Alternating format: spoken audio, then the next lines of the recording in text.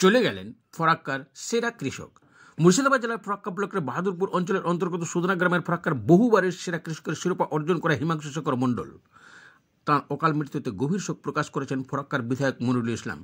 সঙ্গে ছিলেন তৃণমূলের রাজ্যের সহসভাপতি মইনুল হক, সদ্য দায়িত্ব পাওয়া ব্লক সভাপতি ইলিয়াস শেখ, প্রাক্তন ব্লক সভাপতি অরুণময় দাস সহ আরও অনেক বিশিষ্ট নেতৃত্ববর্গ।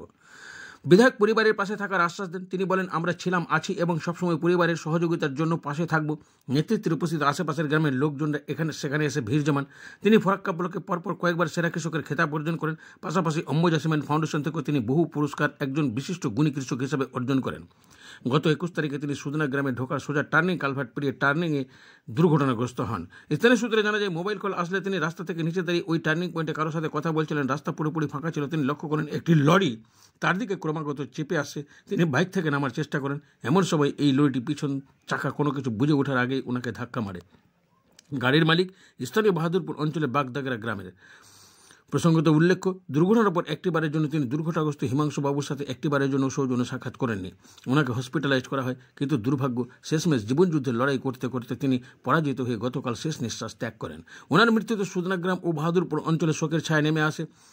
ফরাক্কা তৃণমূল পার্টি অফিসে ওনার মৃত্যুতে তৃণমূলের কর্মীরা ও নেতৃত্বরা 1 মিনিটের নীরবতা পালন করেন। তিনি যেমন তার ব্যক্তিগত কাজে সক্রিয় থাকতেন, তেমনি বিভিন্ন সামাজিক কাজের সঙ্গে নিরবিচ্ছিন্নভাবে যুক্ত থাকতেন এবং সক্রিয়ভাবে ওনাকে কাজ করতে দেখা যায়।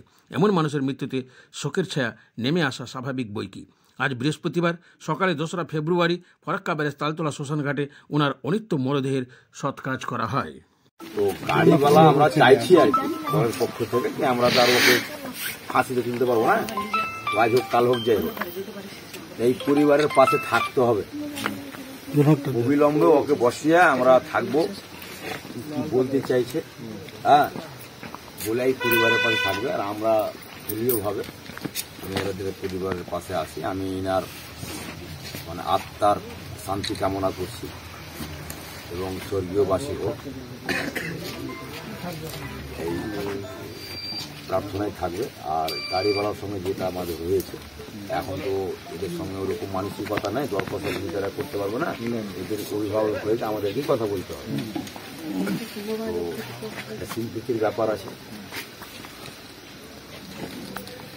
বেশি কিছু কথা না বলে যেন ওই পরিবারটার পাশে ও দাঁড়ায়। আর আমরা দলীয়ভাবে পরে আমরা একবার এসে আপনি থাকবেন।